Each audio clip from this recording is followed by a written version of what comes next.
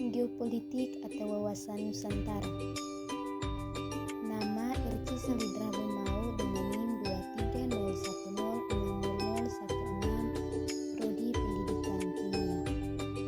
Konsepsi geopolitik. Geopolitik dipelajari sebagai disiplin ilmu yang membahas tentang sistem politik yang berhubungan dengan letak geografis. Secara umum, geopolitik juga bisa diartikan sebagai sistem politik atau peraturan-peraturan dalam wujud kebijaksanaan dan strategi nasional yang didorong oleh letak geografis suatu negara. Teori geopolitik Friedrich Ratzel. Pokok-pokok teori Ratzel disebut teori ruang, menyebutkan bahwa a. Pertumbuhan negara mirip dengan pertumbuhan organisme atau makhluk hidup yang memerlukan ruang hidup cukup agar dapat tumbuh dengan subur melalui proses lahir, tumbuh, berkembang, mempertahankan hidup, menyusut, dan mati. Yang kedua, kekuatan suatu negara harus mampu mewadahi pertumbuhannya. 3. Suatu bangsa dalam mempertahankan kelangsungan hidupnya tidak terlepas dari hukum alam, di mana hanya bangsa yang unggul saja yang dapat bertahan hidup.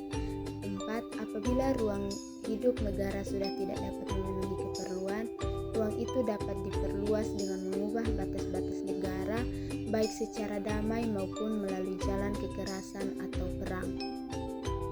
2. Teori geopolitik Rudolf Kejal. Pokok-pokok teori Kejalan dengan tegas menyatakan bahwa negara dalam sudut pandang geopolitik adalah suatu organisme hidup.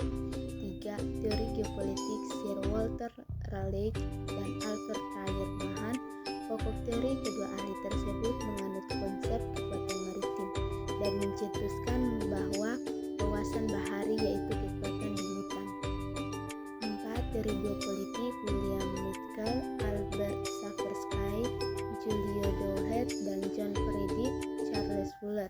Keempat ahli geopolitik ini melahirkan teori wawasan dirgantara yaitu kekuatan di udara.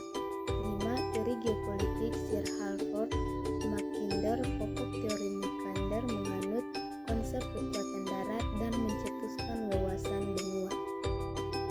Berikut merupakan cara penerapan wawasan Nusantara di era digital.